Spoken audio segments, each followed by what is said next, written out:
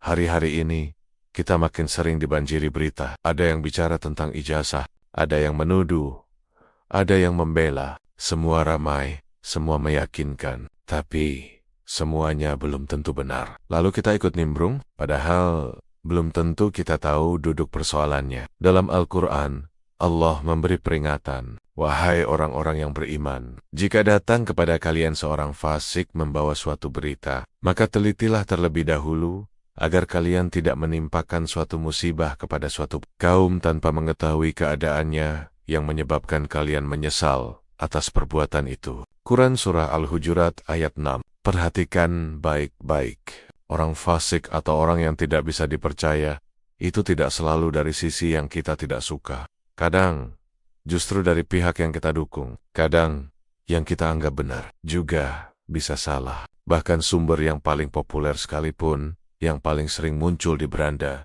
bisa salah menafsirkan atau sengaja menggiring opini. Bahkan aparat negara pun karena terbatasnya data atau tekanan situasi bisa menyimpulkan sesuatu yang keliru. Oleh karena itu, kita tetap harus objektif, tenang, dan tidak fanatik. Meskipun suatu pernyataan terdengar resmi atau meyakinkan, jangan mudah silau oleh popularitas. Jangan mudah tertarik karena video diedit keren atau karena pembicara pakai istilah tinggi.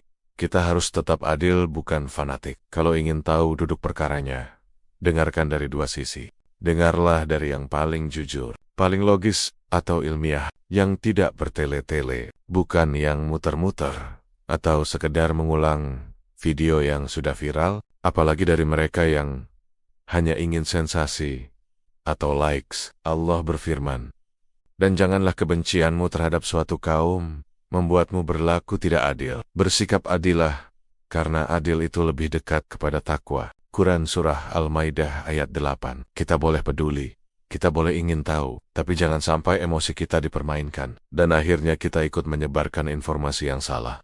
Rasulullah bersabda, cukuplah seseorang dianggap pendusta bila ia menceritakan semua yang ia dengar. Hadis riwayat Muslim nomor 5. Jangan jadi tentara jempol tanpa ilmu. Jangan merasa benar hanya karena tim kita ramai. Jangan cepat percaya hanya karena yang bicara sejalan dengan kita. Jangan cepat menolak hanya karena yang bicara berseberangan dengan kita. Jangan anggap sumber populer pasti benar. Jangan anggap aparat pasti benar bila belum diuji secara ilmiah dan terbuka. Dan jangan biarkan berita merusak ketenangan hati dan keluarga. Karena kalau kita bisa menilai secara jujur, tanpa fanatisme, dan dengan kepala dingin, maka lambat laun, kebenaran itu akan tampak dengan sendirinya. Yang jujur akan terlihat jujur, yang dusta akan tampak belangnya. Tapi itu hanya mungkin kalau kita tidak buta oleh rasa suka atau benci.